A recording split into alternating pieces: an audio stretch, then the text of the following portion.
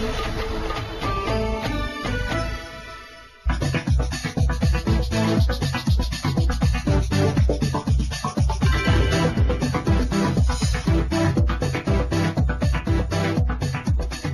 মন্ডলী, আসসালামু আলাইকুম।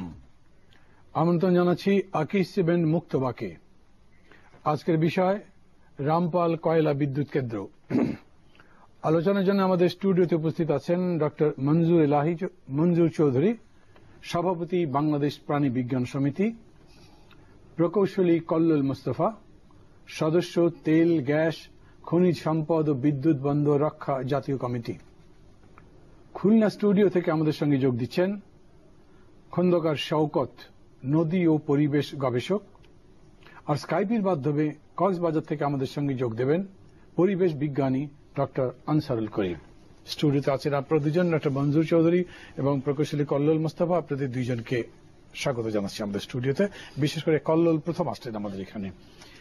আর আপনি এই রামপালকে নিয়ে যত বিতর্ক হচ্ছে তার মধ্যে বিশেষ করে আপনাদের কমিটি, জাতীয় কমিটি যাকে সংক্ষেপে আপনারা বলেন, এটা বেশ বড় 4 দিন বা 5 দিনের একটা লং মার্চ করেছেন। জি, লং মার্চটা ছিল 5 দিনের। 5 দিনের বলবেন একটু আমাদের রামপাল সম্পর্কে, আপনাদের লং মার্চ সম্পর্কে, পরে কি করছেন, সবকিছু মিলেই। সবার প্রথমে আমি আমার আলোচনায় যাওয়ার আগে ছোট্ট একটা অংশ পড়তে চাই। ভারতের যে একটা গাইডলাইন আছে তাপ বিদ্যুৎ কেন্দ্র স্থাপনা করার জন্য, যখন সমীক্ষা হয়, সেই ইআইএ গাইডলাইন, সেই গাইডলাইন থেকে একটা অংশ পড়ছি। Guidelines for site selection of coal-based thermal power station set by MOEF, Ministry of Environment and Forest. সেখানে বলছে locations of thermal power stations are avoided within 25 kilometer of the outer periphery of the following. এক হচ্ছে metropolitan cities, তারপর হচ্ছে national park and wild life স্যাংচুয়ারিজ, তারপর ecologically sensitive areas like tropical forest, biosphere reserve, important lake and coastal areas rich in coral formation. এটা হচ্ছে ভারতের একটা guideline. শুধু এই গাইডলাইন না, ভারতে একটা আইন আছে 1987 সালে, তাপ বিদ্যুৎ কেন্দ্র স্থাপনা সংক্রান্ত নীতিমালা আছে। সেই নীতিমালাতেও একই কথা বলা। তো আমরা এখন আসেন যে রামপাল তাপ বিদ্যুৎ কেন্দ্র স্থাপিত হচ্ছে একটা সংরক্ষিত বনাঞ্চল, সারা দুনিয়ার মধ্যে সবচেয়ে বড়, সবচেয়ে বৃহৎ ম্যানগ্রোভ ফরেস্ট, জৈব বৈচিত্র্যের একটি গুরুত্বপূর্ণ আধার, Ramsar site, UNESCO world heritage, এরকম একটা গুরুত্বপূর্ণ একটা বন, তার 14 কিলোমিটারের মধ্যে একটা বিদ্যুৎ কেন্দ্র নির্মিত হতে যাচ্ছে, কয়লা ভিত্তিক বিদ্যুৎ কেন্দ্র। এখন বুঝতেই পারছেন যে আমাদের আপত্তির একটা বড় জায়গা হচ্ছে যে বিদ্যুৎ কেন্দ্রটি যে ভারতীয় কোম্পানি এখানে নির্মাণ করছে, শুধু ভারত না, সারা দুনিয়াতেই এই 20-25 কিলোমিটারের মধ্যে এত বড় আকারের কয়লা ভিত্তিক বিদ্যুৎ কেন্দ্র কিন্তু নির্মাণ করা হয় না। এটা করতে দেওয়া হয় না কোথাও। একসময় করতে দেওয়া হতো, এখন করতে দেওয়া হয় না। এটার কারণ কি?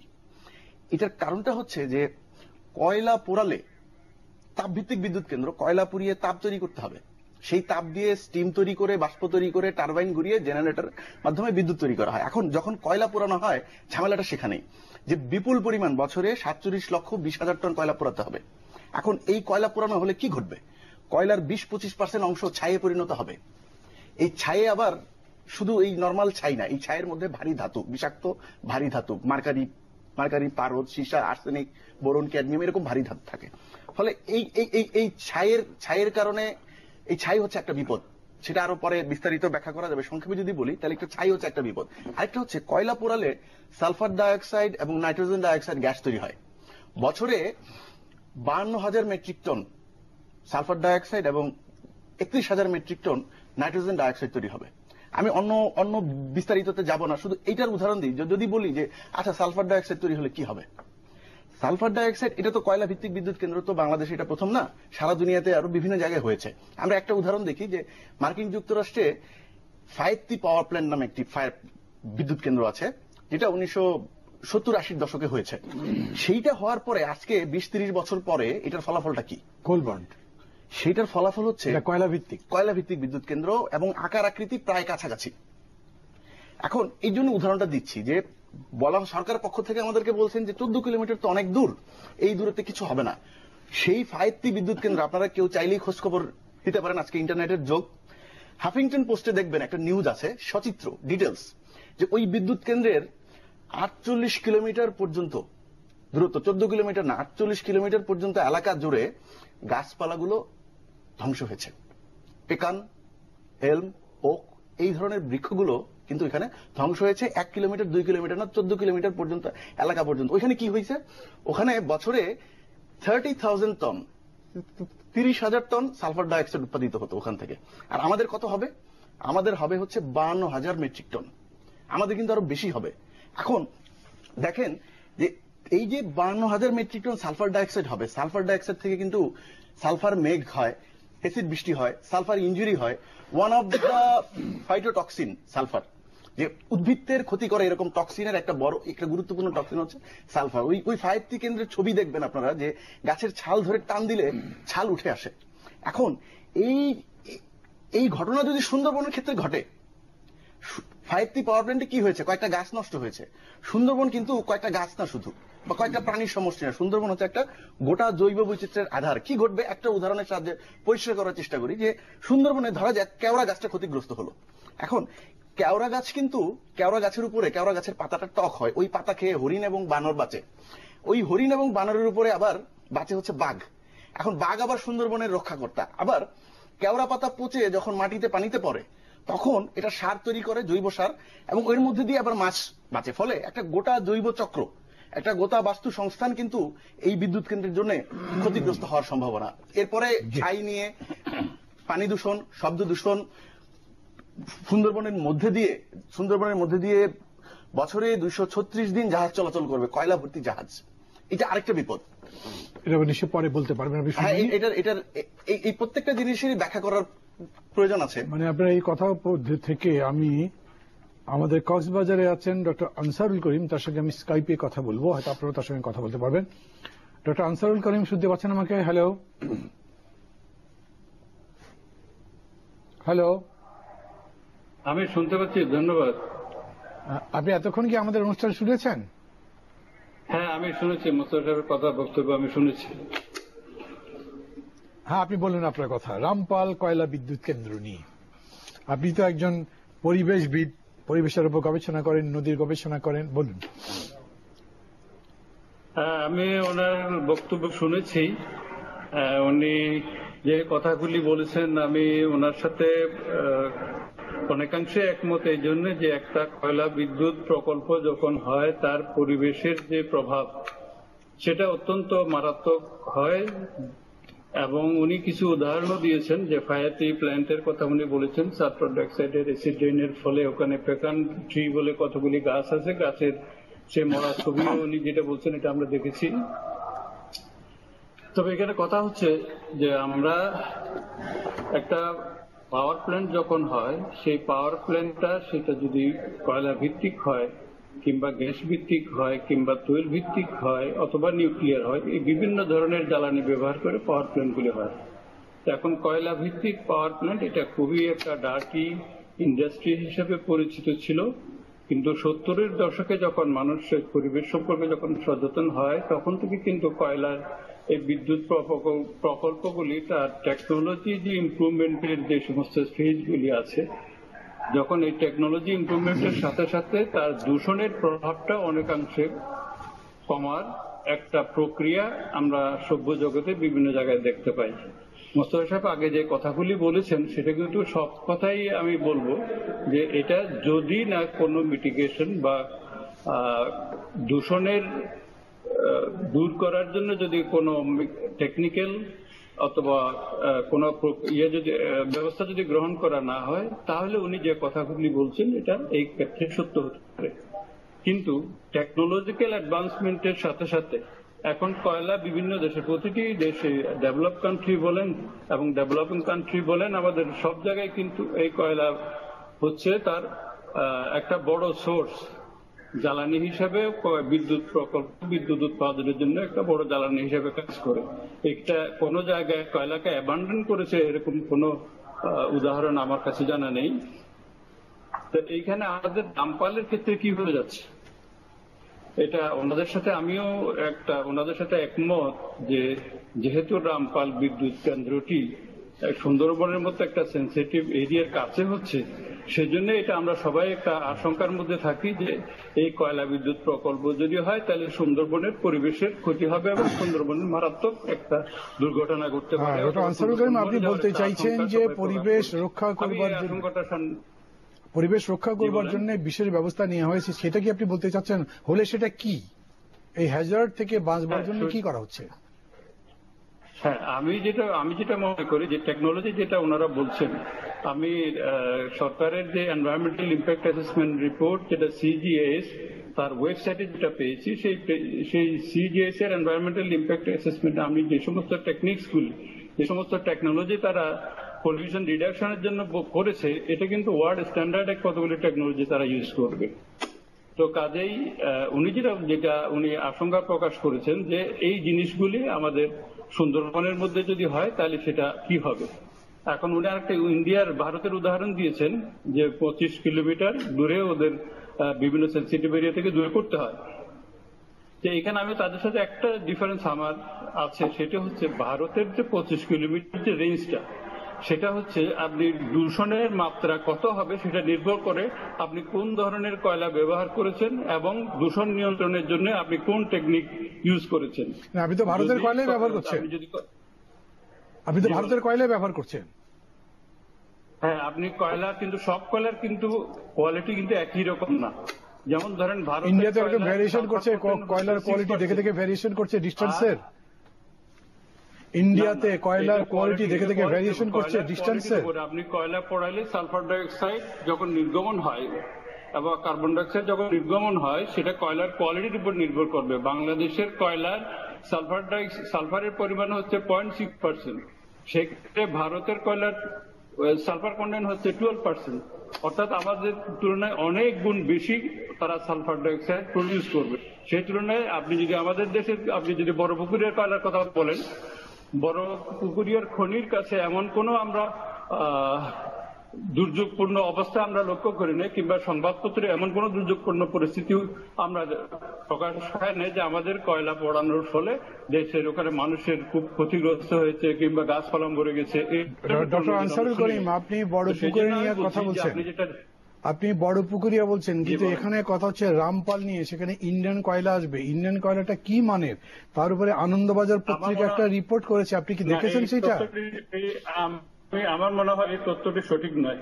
এখানে এটা বোধহয় অপপ্রচার করা হচ্ছে যে ইন্ডিয়ান কয়লা আসবে, সেটা সঠিক নয়। এখানে কয়লার মান বলা আছে 0.6% সালফার থাকবে। এখানে কয়লার উৎস হচ্ছে অস্ট্রেলিয়া, সাউথ আফ্রিকা এবং ইন্দোনেশিয়া, এবং ওখান থেকে 0.6% সালফার যুক্ত কয়লা আসবে। এখানে ইন্ডিয়া থেকে কয়লা আসার কোনো কথা এই প্রকল্পে বলা হয় নাই। এই কথাটা বোধহয় সত্য না। জি, থ্যাংক ইউ আমাদের সঙ্গে যোগ দেওয়ার জন্য। আপনি আর কিছু বলতে চান? আমি যেটা বলতে চাচ্ছিলাম, সুন্দরবনের ব্যাপারটি যেটা এসছে, তো আমি এনভায়রনমেন্টাল ইম্প্যাক্ট অ্যাসেসমেন্ট রিপোর্টটা দেখেছি। আমার মনে হয়েছে যে এনভায়রনমেন্টাল ইম্প্যাক্ট অ্যাসেসমেন্টের যে সমস্ত পাবলিকলি অ্যাভেলেবল যে ডকুমেন্টটা, এটা অনেকাংশে ইট হ্যাজ ওমিটেড কতগুলি কি ইনফরমেশন, যেটার ভিত্তিতে মানুষ তার একটা ধারণা সৃষ্টি হতে পারে যে সত্যিকার অর্থে সুন্দরবন কি ঘটতে যাচ্ছে। এই ধরনের জিনিসগুলি হয়তো সব জিনিস এখানে আমি এনভায়রনমেন্টাল ইম্প্যাক্ট অ্যাসেসমেন্টের কিছু অসম্পূর্ণতা আমি দেখেছি, কিন্তু যে প্রভাব যেটা আমরা বাইরে থেকে যেটা শুনছি কিংবা বলে যাচ্ছি যে সুন্দরবন মরে যাবে, এই বাস্তবতাটা আমার কাছে মনে হচ্ছে যে এটা বাস্তব না, এবং এটা এই আশঙ্কাটা সম্পূর্ণভাবে সত্য না। আপনি প্রকৌশলী কল্লোল মোস্তফা যে বিপদের কথা বলেছেন সেটা এগ্রি করছেন, কিন্তু আপনি বলছেন যে সরকার এই দুর্যোগ মোকাবেলা করবার জন্য প্রয়োজনীয় পদক্ষেপ নিয়েছে, এই কারণে আপনি মনে করছেন যে সেরকম কোনো বিপদ হবে না, সেই তো? ধন্যবাদ। জি, অ্যাভেলেবল যে টেকনোলজি পৃথিবীতে, যেটা স্টেট অফ দি আর্ট যে টেকনোলজি আছে এবং সরকারের যে কমিটমেন্ট, দুইটা থেকে আমাদের বিশ্বাস যে এটা আপনি বিশ্বাস করছেন, ওরা করছে না। মানে ধরেন আপনি তো পরিবেশ নিয়ে কাজ করেন, আমাদের যেমন বুড়িগঙ্গা, এই পানি ঠিক করতে পারছি না, পুরা ঢাকার আশেপাশে যতগুলো নদী আছে সেটা নিয়ে মেলা প্রশ্ন হয়েছে। এই প্রশ্ন সহই কিন্তু আপনি মনে করছেন যে কয়লা প্রকল্পের ব্যাপারে তারা একটা পজিটিভ কিছু করতে পারবে। ডক্টর আনসারুল করিম, আপনাকে ধন্যবাদ এই রাতে আমাদের সঙ্গে যোগ দেওয়ার জন্য, এত দূর থেকে এসে। প্রয়োজন আপনার সঙ্গে আমরা পরে কথা বলবো, কিন্তু এখন আমরা একটা বিরতিতে যাব। আপাতত আপনাকে ধন্যবাদ জানিয়ে বিদায় নিচ্ছি। দর্শক মন্ডলী, বিরতি নেব, আমাদের সঙ্গে থাকুন। দর্শক মন্ডলী, ফিরে এলাম আকিস 7 মুক্তবাকে। ডক্টর মঞ্জুর চৌধুরী, শুনলেন তো দুজনের কথাই। প্রাণী বিজ্ঞানী হিসেবে আপনি প্রাণী বিজ্ঞান সমিতির সভাপতিও ছিলেন। না, আছি বর্তমানে। এখন আছে? এখন আছে সভাপতি বাংলাদেশ প্রাণী বিজ্ঞান সমিতি। আমারই ভুল হয়েছে। মানে প্রকৃতি তো আছে, উদ্ভিদ আছে, প্রাণীদের উপরেও তো একটা প্রতিক্রিয়া হবার কথা। সব মিলে কি বলবেন আপনি? রবীন্দ্রনাথের সেই কথায় আসি, মানুষ ও প্রকৃতি মিলেমিশে এক সত্তা, একই নাশে অপরের সর্বনাশ।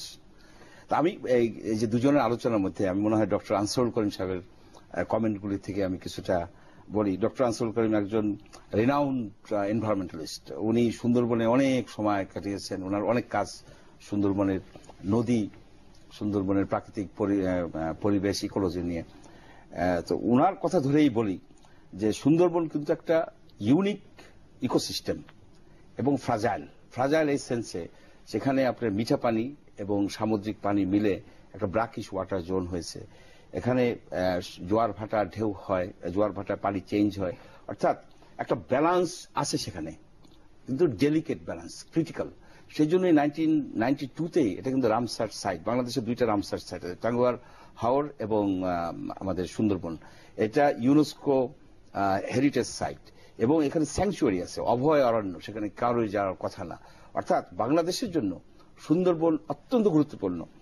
সেইখানে একটা ডার্টি ইন্ডাস্ট্রি, একটা বড় ধরনের ডার্টি ইন্ডাস্ট্রি, সেটা এত কাছে।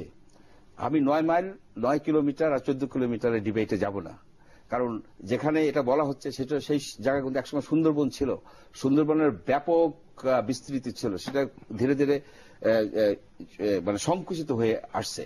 এইখানে আমরা কেন এই জায়গাটা সিলেক্ট করলাম?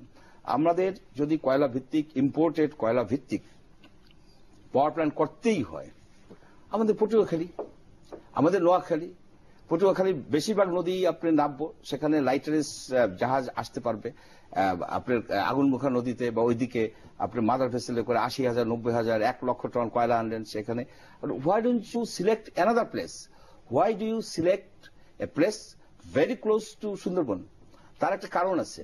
যখন এই চুক্তিটা হয়েছে ভারতের সাথে, Bangladesh India friendship power company limited নামে যেটা করা হবে, 50-50 লাভ বায়ার্স ক্রেডিটে, তখনই বলা ছিল যে আপনার ইন্ডিয়ান কোল ইউজ হবে। কিন্তু ইন্ডিয়ান কোল জানি আমরা যে হাই সালফার, ডক্টর আনসারুল করিম বললেন 10-12% সালফার। পরে দেখা গেল কি যে এটাকে জাস্টিফাই করার জন্য অন্য জায়গা থেকে কয়লা আনতে হবে, হয়তো দেখা যাবে শেষ পর্যন্ত ইন্ডিয়ান কয়লা ইউজ হবে। কিন্তু আমার এই প্রশ্নটার কিন্তু উত্তর আমি কারো কাছে থেকে পাইনি, যে আমরা এই জায়গাটা বাদ রেখে আরো অনেক জায়গা আছে যেখানে ইম্পোর্টেড কয়লার উপর ভিত্তি করে আমরা এখানে করতে পারতাম। এখানে আরেকটা জিনিস যেটা কল্লোল মোস্তফা সাহেব হয়তো উল্লেখ করেন নাই, আপনারা জানেন যে এইগুলি আসবে পশুর নদী দিয়ে, যেখানে উনি বলেছেন প্রতি সপ্তাহে একটা করে মাদার ভেসেল আসবে আকরাম পয়েন্টে, 40 মাইলস ইনল্যান্ড। আকরাম পয়েন্ট কিন্তু এখন শ্যালো, সেখানে 300 স্কোয়ার মানে কিউবিক বর্গ মিলিয়ন কিউবিক মিটার ড্রেজিং করতে হবে। ড্রেজিং করে সে ড্রেজিং এর মাটি তারা নিয়ে ফেলবে সোয়াচ অফ নো গ্রাউন্ড, সেই যে ফল্ট লাইন, টেকটনিক প্লেটের ফল্ট লাইন, সেখানে ফেলবে। সবচেয়ে যে বিষয়টা ভয়ঙ্কর সেটা হচ্ছে কি, এখন যে ইরাবতী ডলফিনস এবং অন্যান্য ডলফিনসের কিন্তু একটা বিচরণ ভূমি হচ্ছে ওই জায়গাটা। এখন আপনি যদি এখানে গভীর করে ফেলেন, ডলফিনরা হয়তো সেখানে আর লাইক করবে না, তারা হয়তো অন্য জায়গায় চলে যাবে। প্রায় 10,000 ডলফিনের স্কুল আছে, যেটা একটা ইউনিক, এটা it made world headlines in many news papers. সেই জায়গাটার দিকে কিন্তু কোন রকমের দৃষ্টি দেওয়া হচ্ছে না, আমরা পশুর নদীকেই বেছে নিয়েছি। এখানে আমার সেকেন্ড যে পয়েন্টটা আমি বলতে চাচ্ছি, এ ধরনের একটা ডার্টি ইন্ডাস্ট্রি যদি আপনি সুন্দরবনের কাছে এস্টাবলিশ করেন, একবার যদি করেন, পরে ওখানে সিমেন্টের ফ্যাক্টরি হবে, পরে ওখানে দেখা যাবে আরো বড় বড় ফ্যাক্টরি হচ্ছে, কারণ পশুর নদী তখন ন্যাভিগেবল থাকবে ফর লাইটার শিপ, 10,000, 8,000 টন ছোট ছোট শিপের জন্য। অর্থাৎ আপনি একটা ইন্ডাস্ট্রিয়াল জোন সৃষ্টি করার জন্য এই পাওয়ার প্ল্যান্ট করতেছেন, একটা সর্বনাশা বুদ্ধি। এটার বিরুদ্ধে সবাই দাঁড়ানো উচিত। আই কংগ্রেচুলেট প্রকৌশলী কল্লোল মাসুদ এবং তার কলিগদেরকে যে তারা এটা নিয়ে একটা লং মার্চ করেছে এবং জনগণকে এ বিষয়ে বোঝাতে পেরেছেন। এবং আমার মনে হয় এটা এখনো সময় আছে। আমি বাংলাদেশ প্রাণী বিজ্ঞান সমিতির পক্ষ থেকে আমি এই দাবি জানাচ্ছি, এটাকে পোস্টপোন করে রিলোকেট করুন। জি, থ্যাংক ইউ। দর্শক মণ্ডলী, খুলনা স্টুডিওতে আছেন খন্দকার শওকত। আমরা এখন তার কাছে যাব। নদী ও পরিবেশ গবেষক খন্দকার শওকত, আমরা তার কাছে যাব। জনাব খন্দকার শওকত, শুনতে পাচ্ছেন আমাকে? ধন্যবাদ। জি, আসসালামু আলাইকুম। হ্যাঁ, ধন্যবাদ, শুনতে পাচ্ছি, বলুন। জি, আসসালামু আলাইকুম। আপনি তো শুনেছেন এতক্ষণ ধরে আমাদের অনুষ্ঠান, যতক্ষণ শুনতে পেরেছেন। হয়তো কিছু টেকনিক্যাল প্রবলেম ছিল, বিশেষ করে সর্বশেষ ডক্টর মঞ্জুর চৌধুরী যেটা বলছেন সেটা হয়তো শুনেছেন। আমরা আপনার বক্তব্য শুনতে চাই। হ্যাঁ, শুনেছি। জি, বলুন, আপনার কথা বলুন। এখানে বিষয়টা একটু সময়, 1 মিনিট একটু বেশি বলবো। সেটা হচ্ছে বিগত 30-40 বছর যাবৎ এই শিবসা নদীর থেকে রায়মঙ্গল পর্যন্ত যতগুলো নদী আছে, উত্তরে কুষ্টিয়া, এইখান থেকে হিমালয়ের পানি আসা যখনই বন্ধ হয়েছে, আইয়ুব খানের সময় আপনারা ফিরে যান 1964-65 সালে, যখন কালীগঙ্গা, কুমার নদী এবং মাথাভাঙ্গা নদী বাঁধ দিয়ে দিল জিকে প্রজেক্ট করতে, যে তখন থেকে হিমালয়ের পানি আর সুন্দরবনের উপর দিয়ে যায় না। অর্থাৎ খুলনা বিভাগের সমস্ত নদীগুলো মরে যাওয়াতে খুলনা সুন্দরবনে ওভার স্যালাইনের জন্য, মানে অতিরিক্ত লবণাক্ততার জন্য সুন্দরী গাছ মরা শুরু করে দিল। এই এক পর্যায়ে সুন্দরবন 50% শেষ। কাজেই এখন আর একটা প্ল্যান করে, যেখানে এত বড় বড় বিশেষজ্ঞরা বলছে, যেখানে পরিবেশবাদীরা বলছেন যে এটা এতদূর ক্ষতি হবে, আমি গ্রামের লোক যারা উজাড় হয়ে যাচ্ছে তাদের কথা নাই বা ধরলাম, তবুও ধরতে হবে। যেহেতু শহরের একটা বাড়ি এক জায়গা থেকে অ্যাকোয়ার করলে আর এক জায়গায় যে বাড়ি তৈরি করতে পারে, কিন্তু হাজার হাজার গ্রামবাসী তারা তো একটা গ্রাম ছেড়ে আর একটা গ্রাম অন্য জায়গায় ইনস্টলেশন করতে পারে না, প্রতিস্থাপন করতে পারে না। অপরদিকে পরিবেশের যে সমস্যাগুলো, সেটা তো এতক্ষণ অন্যান্য বক্তারা বললেন। হ্যাঁ, এখনো দেখা যাচ্ছে কি যে এখানে ভারতে যে সমস্ত এলাকায় 1300 মেগাওয়াট ক্ষমতা সম্পন্ন বিদ্যুৎ কেন্দ্র তৈরি করতে 700 থেকে 800 একর জমি অ্যাকোয়ার করা হয়, প্রেক্ষাপটে এখানে 1800 একর জমি অ্যাকোয়ার করেছে। এতে গ্রামগুলি প্রায় 40টির মতন গ্রাম উজাড় হয়ে যাচ্ছে, তাদের জমিগুলো অ্যাকোয়ার করে নেওয়া হচ্ছে, তাদেরকে উচ্ছেদ করা হচ্ছে। এখানে চিন্তা করতে হবে, যদি গভর্নমেন্ট এটি করেন তাহলে যত কম ক্ষতি করে, অর্থাৎ যেখানে খাস ল্যান্ড রয়ে গেছে প্রায় 2000-3000 বিঘা, এই জমির উপরে করতে পারে। তবে একটি প্রশ্ন আছে যে সেখানে যে কালো ধোঁয়া কার্বন বেরোবে, এইটাকে যদি নিউ টেকনোলজিতে যদি ট্রিটমেন্ট করে এইটাকে ফ্রেশ করা যায় কম বেশি, তাহলে সুন্দরবনের জন্য এটা ততটা ক্ষতি হবে না। তার কারণ শীতকালে এই ধোঁয়াটা যাবে দক্ষিণ দিকে, অর্থাৎ 2 থেকে 3 মাস, আর বাকি বছরগুলো উত্তরের দিকে, অর্থাৎ দক্ষিণে বাতাসে উত্তরের দিকে আসবে। এখানে আমাদের উচিত, সরকারের উচিত, দেরি হলেও যারা পরিবেশ বিজ্ঞানী, যারা দেখছেন এটার ক্ষতির বিষয়টি, সেখানে সরকার পক্ষ এবং যারা বাধা দিচ্ছেন বা এর বিপক্ষে আছেন তাদের এক্সপার্টদের নিয়ে রাউন্ড টেবিল বৈঠক করার প্রয়োজন। এখানে একটা সমঝোতা না এসে হাজার হাজার লোকজন এই যে আন্দোলন করছে, এমনকি দেখা গেল যে সরকার এদের উপরে নির্যাতন চালালো, কাজে এই নিরীহ জনগণ তাদের বিষয় সম্পত্তি হারায় তারা তো মরিয়া হয়ে যাবে।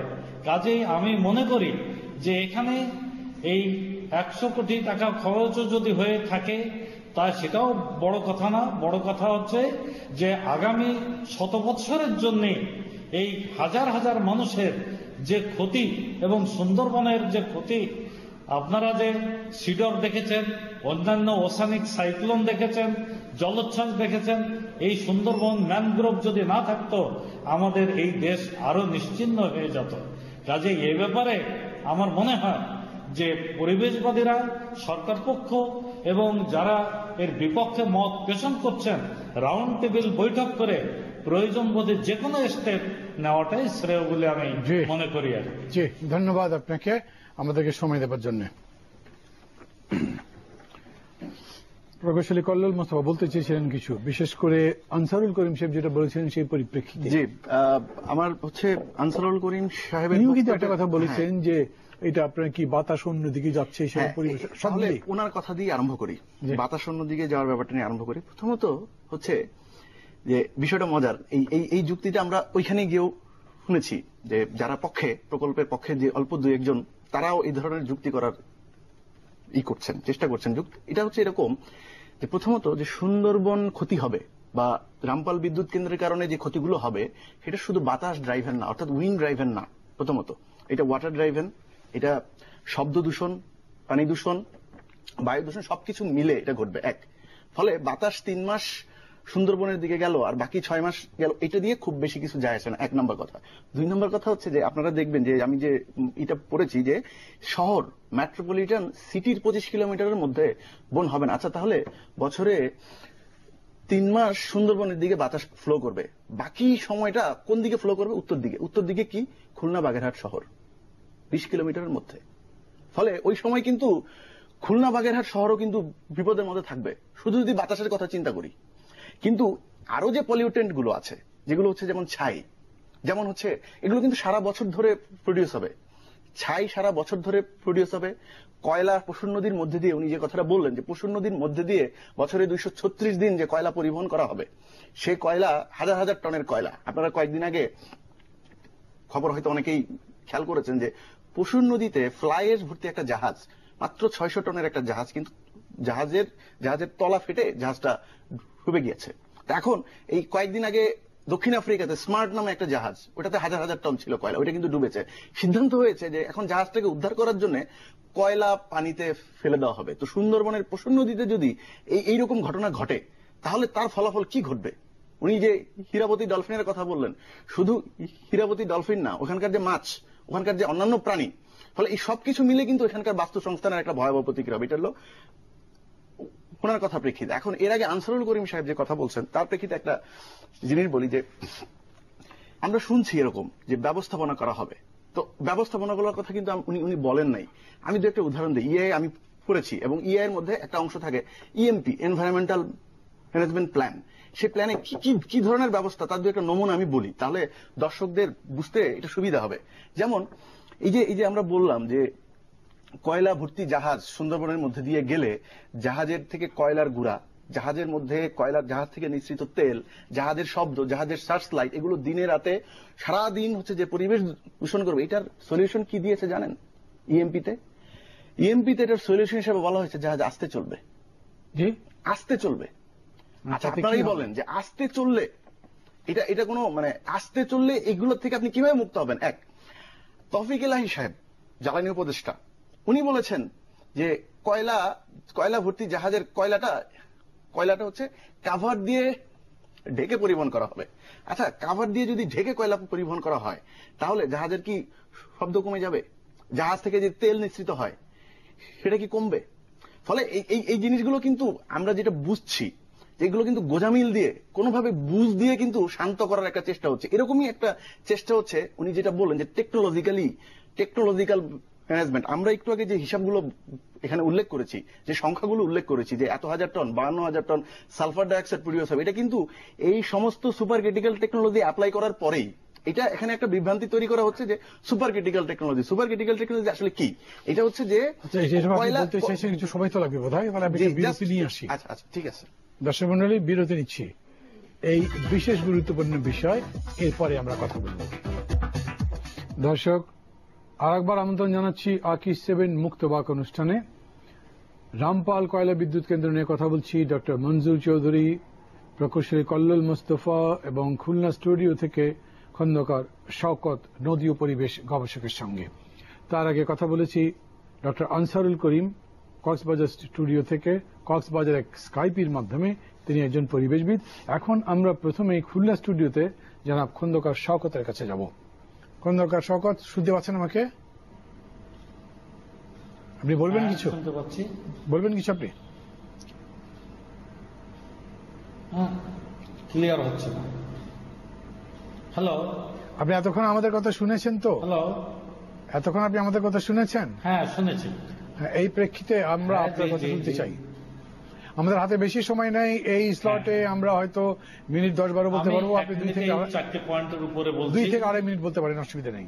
হ্যাঁ, আমি বলছি জি, যে 1 নম্বর, যে এখন যে সমস্যাটা দাঁড়ায় গেছে, যেহেতু এর জন্য সরকার পক্ষ এবং যারা বিরোধিতা করছেন এর মন্দ দিকটা তুলে ধরে উভয় পক্ষের একটা এক্সপার্টদের একটা রাউন্ড টেবিল বৈঠকের প্রয়োজন এবং শান্তিপূর্ণ সিদ্ধান্ত নেওয়া উচিত, যাতে সবচেয়ে কম ক্ষতি করে যে কোনো জায়গায় যেখানে সুইটেবল জায়গা হবে সেখানেই এই কোল প্ল্যান্ট করা যেতে পারে। হ্যাঁ, সেটা বলেছেন আপনি আগে। দ্বিতীয়ত, আমাদের দেশে এখন এই এনভায়রনমেন্ট পলিউশন অনেক কিছুতেই হচ্ছে। বিষাক্ত খাবার আমাদের খেয়ে দেশ নষ্ট হয়ে যাচ্ছে। তার মানে এই নয় যে জনগণের এই উচ্ছেদ করে তাদেরকে মানে এইখানে আবার বিদ্যুৎ সরবরাহ করা যাবে। কাজে এখানে মানে সুন্দরবনের ক্ষতি করে জীববৈচিত্র্যকে নষ্ট করে এটা তো করা সম্ভব না। কাজেই এখানে এক্সপার্টরা আছেন, আপনারাই সিদ্ধান্ত নেন যে কোন সুইটেবল জায়গায় এটি করা যাবে, যেহেতু আমাদের বিদ্যুতের প্রয়োজন এবং কোল প্ল্যান্ট করার প্রয়োজন। দ্বিতীয়ত, আমাদের দেশে এখনো যে মানে ইনভ্যালিড প্রজেক্টগুলো রয়ে গেছে, বিদ্যুৎ প্ল্যান্টগুলো রয়ে গেছে, সেগুলোকে নবায়ন করলে, রিপেয়ার করলে দেখা যাচ্ছে যে আমরা 4000 মেগাওয়াট শক্তি পেতে পারি, যেটা আমাদের প্রধানমন্ত্রী একসময় বলেছিলেন যে সময় পেলে আমরা এগুলো এটা আপনি আর এক প্রসঙ্গে চলে যাচ্ছেন।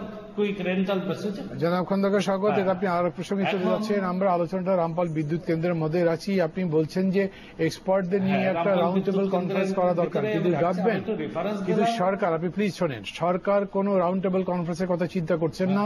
উপদেষ্টা ঘোষণা করেছেন অক্টোবরের শেষ সপ্তাহে তিনি এটা উদ্বোধন করবেন। কি করতে বলবেন এখন? তারা এরকম গোল টেবিলের মধ্যে তো নাই, ভাবছেন না? পরামর্শ কি দেবেন? তাহলে তো এটা এখানে যাদের সমস্যা হচ্ছে তারা তো স্ট্রাগল করছে এর এগেনস্টে। এখন সরকারই এদেশের মানুষের ভাগ্য নির্ধারণ করবে। কাজে সেক্ষেত্রে সরকারেরই সিদ্ধান্ত নিতে হবে কোনটা করা উচিত কি অনুচিত, অথবা জনগণ নিজেদের ভাগ্য নিজেরাই নির্ধারণ করবার জন্য সংগ্রামে নামবে। ধন্যবাদ জনাব খন্দকার শওকত, এতক্ষণ আমাদের সঙ্গে সময় দেওয়ার জন্য। জনাব কল্লোল মোস্তফা, আপনি বলছিলেন। জি, আমি যে কথাটা বলছিলাম সে কথাটায় যাওয়ার আগে উনি যে কথাটা বললেন, উনি একটা প্রস্তাব দিয়েছিলেন। মজার ব্যাপার হচ্ছে যে এরকম একটা রুদ্ধদ্বার বৈঠক কিন্তু হয়েছে।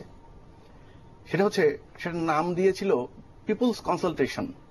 বিদ্যুৎ ভবনে এরকম একটা কনসালটেশন হয়েছে ইআইএ প্রকাশ করার পরে, এবং আমরা কিন্তু জাতীয় কমিটির পক্ষ থেকে এবং অন্যান্য আরো সংগঠন এবং ব্যক্তি আমরা কিন্তু সেখানে ছিলাম, এবং যে কথাগুলো আমি এখানে বললাম সে কথাগুলো কিন্তু ওই রুদ্ধদ্বার বৈঠকে ওই বৈঠকে সবার সাথে কিন্তু সেটা নিয়ে কথা হয়েছে। আমরা কিন্তু প্রত্যেকটা পয়েন্ট লিখিত জমা দিয়েছি এবং সেগুলো মুখেও বলেছি সেখানে। কিন্তু আমরা অবাক হয়ে দেখলাম যে ওইগুলোর উত্তর, একটারও উত্তর ওখানে আমাদেরকে তো দিতে পারেন নাই। তারপরে 7 দিন পরে 3টা চুক্তি করে ফেললেন। ফলে আসলে এই ধরনের আলাপ আলোচনা আবার করে কতটা হবে যদি লাইভ টেলিকাস্ট হয়, যদি লাইভ টেলিকাস্টে আবার একটা বিতর্ক হয়, আমরা কিন্তু সেটাতে একমত। ওকে, এখন যে কথাটা বলছিলাম একটু আগে, যে এই যে একটা বুঝ দেওয়া, যে কোনো মূল্যে যে কোনো ভাবে একটা বুঝ দেওয়ার একটা চেষ্টা, এটার আরো দুই একটা কথা আমি বলবো আর কি, যে এই যে সুপার ক্রিটিক্যাল টেকনোলজি আসলে কি? এটা হচ্ছে যে এই টেকনোলজিতে অন্যান্য টেকনোলজির তুলনায়, সাবক্রিটিক্যালের তুলনায় 10% সালফার এবং নাইট্রোজেন এবং অন্যান্য কার্বন, অন্যান্য পলিউটেন্ট কম হয়, 10% কম হয়। এটার একটা ব্যাপারটা হচ্ছে এরকম যে আপনি যখন পানিতে ডুববেন, নাকের উপরে পানি 2 ইঞ্চি উপরে নাকি 6 ইঞ্চি উপরে, এটা কিন্তু ফ্যাক্টর না। অর্থাৎ টোটাল যে পলিউশন, সেই টোটাল পলিউশনের তুলনায় 10% কমাইলে এমন কিছু আসবে না, প্রথম। দ্বিতীয় হচ্ছে যে এই যে 5T পাওয়ার প্ল্যান্টের কথা আসলো, 5T পাওয়ার প্ল্যান্টে FGD ইনস্টল করা ছিল, অর্থাৎ ফ্লু গ্যাস ডিসালফারাইজার বলে একটা টেকনোলজি ব্যবহার করা হয়েছিল, যেটার কারণে সালফার ডাইঅক্সাইড প্রোডাকশন কম হওয়ার কথা। কিন্তু ওইটা ব্যবহার করার পরেও এই ধরনের একটা ভয়াবহ পরিবেশের বিপর্যয় ঘটেছে। এখন তাহলে বাংলাদেশের যে ইআইএ করা হয়েছে, সেই ইআইএ কিন্তু এটা ব্যবহার করার কথা বলা হয়নি।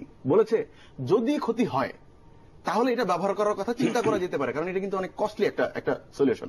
আরেকটা পয়েন্ট বলি, আর দুইটা পয়েন্ট বলবো। একটা পয়েন্ট হচ্ছে যে দেখেন, আপনারা শুনলে অবাক হবেন, মানে সবাই শুনলে অবাক হবে যে এই ইআইএ তে সুন্দরবনকে ট্রিট করা হয়েছে একটি আবাসিক এবং গ্রাম্য এলাকা হিসাবে। এটা কি ধরনের ইনসেনসিটিভ এবং কি ধরনের ইনসেইন একটা আচরণ যে সুন্দরবন নাকি একটা আবাসিক এবং গ্রাম্য এলাকা। কারণ হচ্ছে আবাসিক এবং গ্রাম্য এলাকার জন্য পরিবেশের মানদণ্ড অনেক শিথিল।